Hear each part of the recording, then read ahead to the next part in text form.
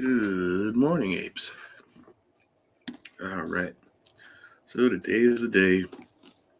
I take back this book and hotspot to the library. So just waking up, and I made it. Fortunately, like most of the way through this book, I'm at chapter 58. Got a little over 100 pages left, but there's just no way I'm going to finish this book in this sitting before I have to return it today. So I decided I would read some out loud on stream, burn the stream in hours. What's up, Christian Carpenter? Good to see you. So since we're starting way, thick into the plot, I'm not going to catch everybody up on it. I'm just going to go through it and let you be confused. All right. This is Marauder, chapter 58. 8 hours after Juan got off the phone with Jin, the Organ approached Marwood Island from the north, MacD's tracker leading them there. Juan was concerned that the signal would start moving quickly again, indicating he was back on a plane, but it hadn't left the island. In fact, they were no longer getting a signal at all, which meant he was probably underground or in a shielded room in the group of buildings they'd observed on the satellite image of the old World War II base. They couldn't recon the layout of the buildings, and no blueprints existed from that time period, so they needed real-time info. From his chair in the ops center, Juan watched the main video screen showing the feed from a drone that Gomez was flying low over the trees to avoid detection. It had an oblique view of the harbor. "There's the Marauder at the dock," Sylvia said from the weapons station.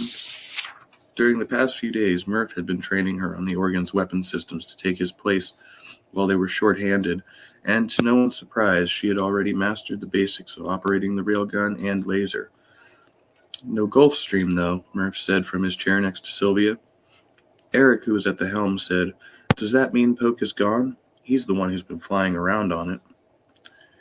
"We only need one of them," Juan said. Gomez switched to the infrared camera to see if the Marauder is hot. Oh, that was an order. I read that wrong. The screen changed to black and white. Heat bloomed on two sections of the trimaran. "The midship hotspot has to be the charged plasma cannon," Sylvia said. "And the stern section is the engine," Eric said. "Looks like they're not staying long."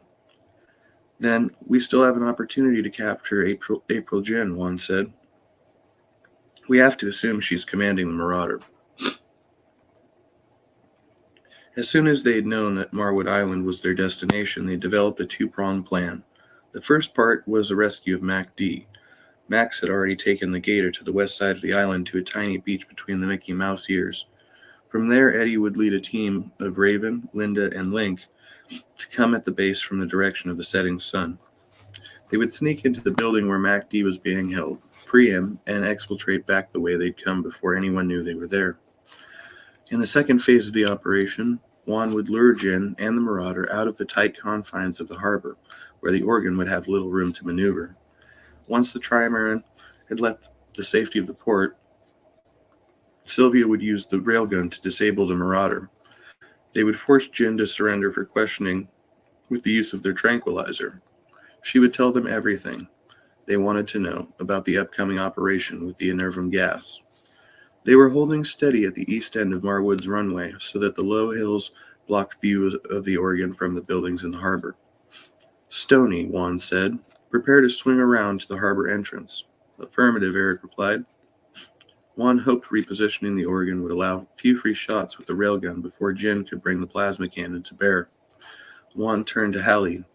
"Tell Max to commence his operation." Eddie, dressed in forest green camos like Linda, Raven, and Link, was having his team do one final check of their gear when Max turned to them from the cockpit. "Juan says they're in position. You ready?" They confirmed their comms were working, and Eddie said, "Take us in." This mission was all about stealth. The tree cover ended a few hundred yards from the base buildings, a lot of open ground to cover in daylight. Eddie, Linda, and Link were carrying suppressed M4 assault rifles, but gunfire would alert the entire facility to their presence. After using up most of their limited supply of tranquilizer serum during the raids on Dahar and Shepperton, they were down to only a few darts left. Instead of a dart pistol, Link was armed with a tranquilizer rifle. He would tranquilize any guards between them and the buildings. Raven had brought MacD's crossbow instead of a gun. Once they subdued the guards, it would be a simple matter of questioning one of them to find out where MacD was being held. Speed was of the essence. A missing guard would rouse suspicions just as much as gunshots would. Max brought the gator close to shore, making sure there was no one around who observed them before he surfaced. He got as close as he could to the beach. They climbed out and waded to shore. The gator moved back to deeper water and resubmerged, where Max would wait until they returned. The sun was starting to set behind them. If their timing was right, they would be hard to spot coming out of the trees. "Let's move," Eddie said.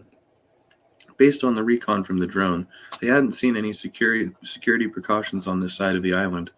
Nevertheless, they made their way carefully through the forest as they climbed, wary of any motion sensors or cameras. When they reached the top ridge, they had an expansive view of the harbor below. Eddie used a pair of binoculars to watch the movements of the guards. None of them seemed to be on an active patrol pattern. Instead, they were busy moving equipment from the buildings to the ship, with the clanging of metal and the shouts of instructions in Mandarin drifting up the hillside. "Looks like they're getting ready to leave," Eddie said. "We need to hoof it." They double-timed it down the ridge until they were at the tree line closest to the cluster of buildings, 9 of them in all. Besides the one farthest from the dock, a lone man was leaning against the wall, taking a smoke break. If they could get to the edge and take him down, they had a clear path to the buildings. They moved along the trees to a point where Link had a clear shot from 100 yards away. He put the scope to his eye and held his breath as he aimed. He pulled the trigger, and the rifle puffed as the air cartridge ignited. The guard grabbed his chest where the dart hit him. He dropped his cigarette and slumped to the ground. Eddie said, "Come on." The 4 of them sprinted across the open ground in a 2x2 formation. They had nearly reached the tranquilized guard when a second one rounded the corner of the building. He was carrying a rifle in his hands. Detecting the noise, he had come to investigate. When he saw the 4 of them running toward him, he raised the gun to fire. Raven stopped and snapped a shot with the crossbow. The bolt went through the man's cheek before he could get his finger on the trigger. Link dragged the body over to the still-living guard, and Eddie knelt beside the man. "Where is your prisoner?" Eddie asked him in Mandarin. "The American is in the main building," the man slurred, his eyes barely open. "Where in the building?" "The bomb shelter in the cellar." Eddie translated for the others. "That explains why we couldn't read his signal," Linda said. "How many guards are here besides you?" Eddie asked.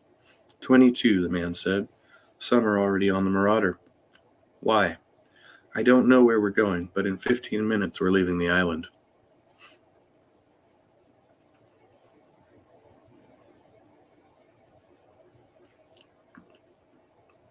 '59. The repairs to the Marauder took less time than Jin had expected, and she was preparing to set sail, never to return to Marwood. After completing their task in Sydney, they would go to Hainan Island in the South China Sea. The Marauder and her plasma weapon would be turned over to the Chinese government in return for protection from any possible extradition. Jin and Poke already had their eye on a $20 million seaside mansion on the outskirts of Haikou. Her husband had flown out after lunch. He texted her that he'd landed in Sydney and was on his way to the Centaurus, which was anchored near Shark Island in the harbor. By traveling at top speed, she expected to join him by 9 the next evening, in plenty of time to watch the world-famous fireworks show launch from the Sydney Harbor Bridge. At the same time, 296 rockets, loaded with inervium gas, would be fired from the Centaurus. Most people would be focused on the bridge, but anyone seeing the launch from the cargo ship would simply think it was part of the show. Once the operation was complete, she would use the Marauder to sink the Centaurus and put to sea. By the time any authorities came from other parts of the country, she and Poke would be long gone. She would upload her video recording of the launch to the internet, leaving no doubt as to what had happened. News organizations around the world would carry the story, unlocking the cryptocurrency account.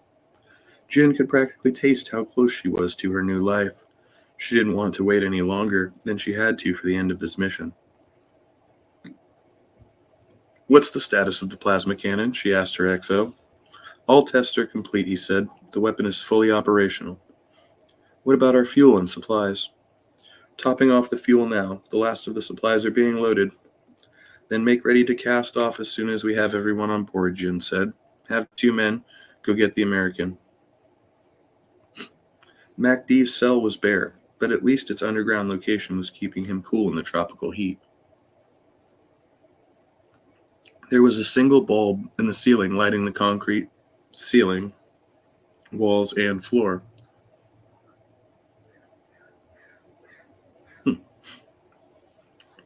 A heavy blast door was locked from the outside.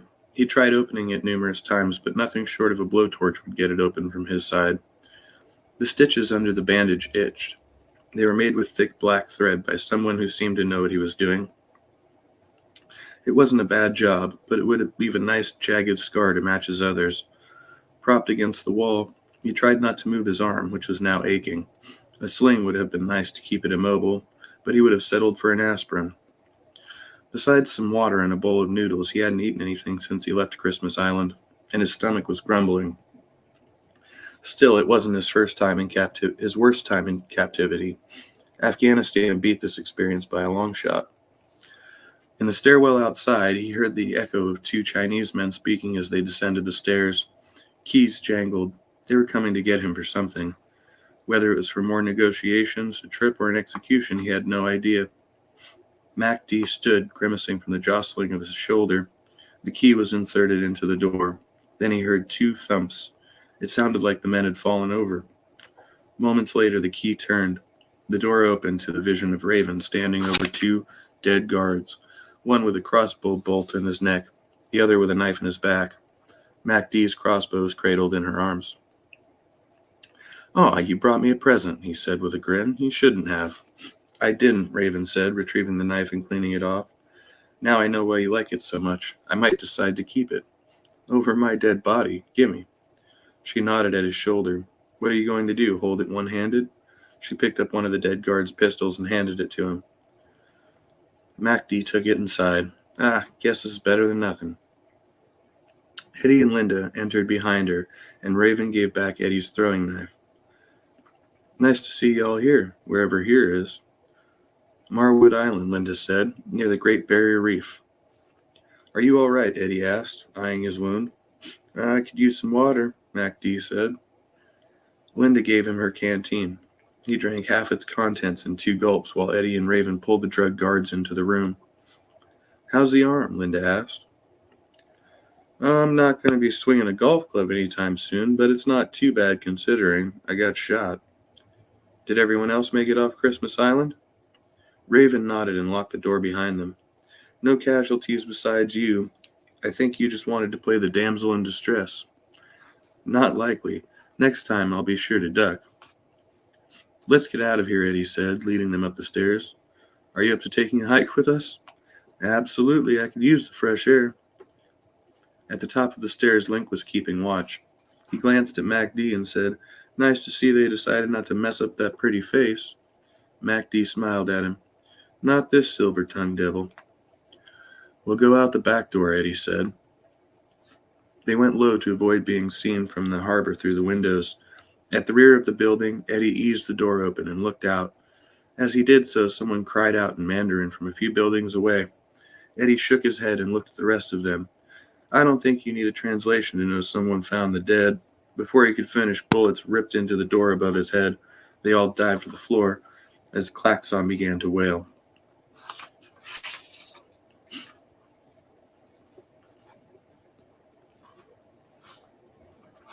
All right, let's take one more. Yeah, it's a short one. Leave it on a cliffhanger. 60. "Where's that gunfire coming from?" Jin demanded. "From the main building," said the Marauder XO, who was on the phone. "One man reported dead, another incapacitated." "They're here." "Who?" "Juan Cabrito's people. Send everyone available to track them down and kill them." If they had gotten this far into her base, then his ship must be close by. Relay that order, she said. Throw off the moorings now. While the XO went out onto the bridge wing to give the command to cast off, she took the phone and called the leader of her guard unit. She had to know if the harbor exit was clear before walking into an ambush. Get someone on an ATV and send them to the end of the runway. Make sure he has a phone so he can make a video call. I want to see what he's seeing. Yes, Captain. A man on the dock jumped onto an ATV and raced down the runway at top speed. The XO ran back inside. Mooring lines are cast off. Take us away from the dock. The Marauder's engines increased power and pushed them into the harbor. Shall I take us out of the harbor? The XO asked. No. Go out 200 meters and turn the ship around. Captain? Do it. He gave the order to the helmsman, and the trimaran moved out into the harbor and rotated. Bring the plasma cannon online. What is the target? Jin raised binoculars and watched dust rising from the impact of bullets around the central office building. It was the one where MacD was being held prisoner. She couldn't tell if her men or theirs were winning. Our target is the whole base, Jin said. Starting with the main building, we can't afford anyone surviving. But our men, the XO protested. We'll be making a great sacrifice for the glory of China. Eddie and Link took up defensive position at the front door while Linda, Raven, and MacD took the rear door. They were taking fire from all directions, sprinting for the hills. Now would just get them all killed. Hallie, Eddie said into his molar mic, we're taking heavy fire. Can you make it to the gator? No, we're pinned down at the base. Two of the guards ran toward the office building from the direction of the dock, and Link took one down, but the other ducked safely behind the corner of an adjacent building. What are they doing? Link wondered aloud as he looked out into the harbor. Eddie didn't understand the question until he turned and saw the Marauder pivoting so that its bow was facing the base complex. The barrel of the plasma cannon was swinging around to aim right at them. She wouldn't, Link said, not with her own men so close. She would, Eddie said. Time to go. I think you're right. They dashed toward the back of the building. They made it halfway when a momentous crack pulsed through the room. Link dived and pulled Eddie down with him. The opposite side of the building was smashed, raining pieces of sizzling concrete around them. Searing heat seemed to boil the water vapor in the air, causing steam to instantly appear along with the dust. Eddie and Link scrambled to their feet and kept going. What was that? Raven shouted. Jin's firing the plasma cannon at us, Eddie yelled back. We have to get out of here now. A second blast pulverized the front of the building where he and Link had just been standing, reducing it to particles. Where should we go? Linda asked. Anywhere's better than here, MacD said. Eddie pointed at a barracks 50 feet away. For a moment the gunfire had stopped, giving them a brief opening to make a run for it. Eddie nodded, and they burst out the door, Link firing in one direction with his assault rifle, and Eddie giving cover fire in the other direction. Raven used the crossbow to take out one man who poked his head around a corner, while Linda and MacD took point. Before they could get a quarter of the way, a third shot from the plasma cannon utterly wiped out the remainder of the office building, and the impact threw them all to the ground. The plasma cannon began to tear apart the barracks, systematically blowing it to pieces. The wooden roof was a blazing inferno. Back to the main building, Eddie yelled. Maybe if they took refuge amongst the rebel, they'd be spared while she destroyed the rest of the complex. They sprinted back to the ruined building, which looked like it had been shelled by artillery. At least the jagged concrete debris provided protection from the guards who continued to fire at them. Hallie, a little help, please, Eddie said. The Marauder is about to annihilate us.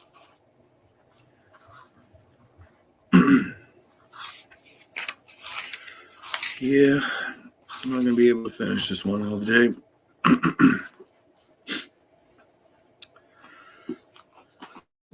That's all right. Always go read it down at the library.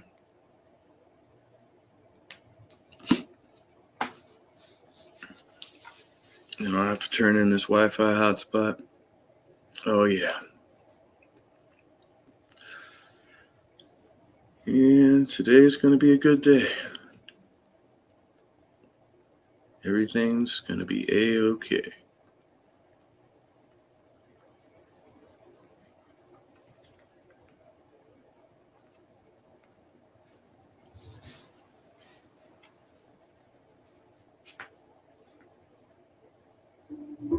know it's a bad idea.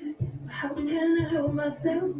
Been inside for most of this year, and I thought a few tricks they might help. Well, we had to check. Oh, Hillary's emails. Listen to Clive Cussler audiobooks whenever you can. All right. Well, now I'm recording my own. No. This is only the second Clive Cussler book that I've read. No, third.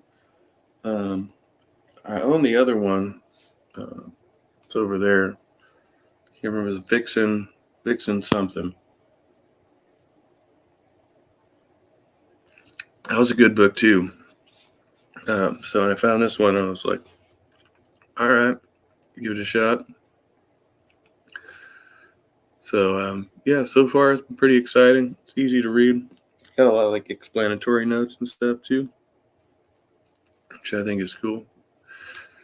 Yeah, I just haven't been able to finish it in the time that I've had it, which I should have. I should have just devoted more time to reading it, but it is what it is.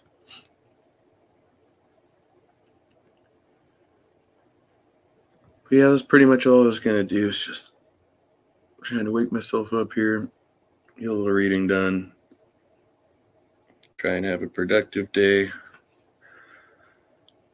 Yeah, next week's gonna be different.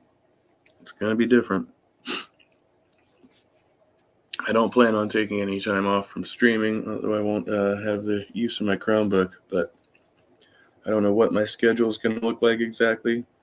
I'm told my days are going to be pretty full. So just kind of preparing for that.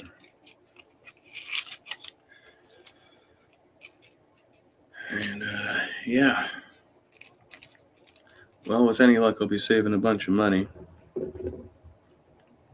It's kind of the idea. Not really ready for it. You can't be ready for change like the one I'm making. Have a shock to the system, especially when you've been,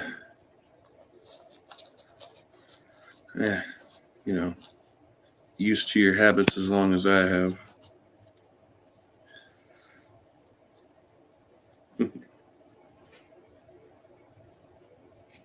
Oh yeah.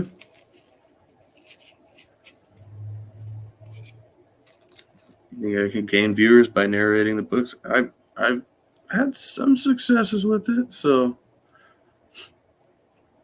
yeah, I'll keep trying. And thank you. I know it's going to be a great day. Just gotta keep the mind positive. That's what it's all about. All right. Well, on that note, I hope you all have a great day as well. I'll wrap this thing up, and probably more book narrations coming soon. All right. Much love, everybody. Have a great day. And yeah, that's about all.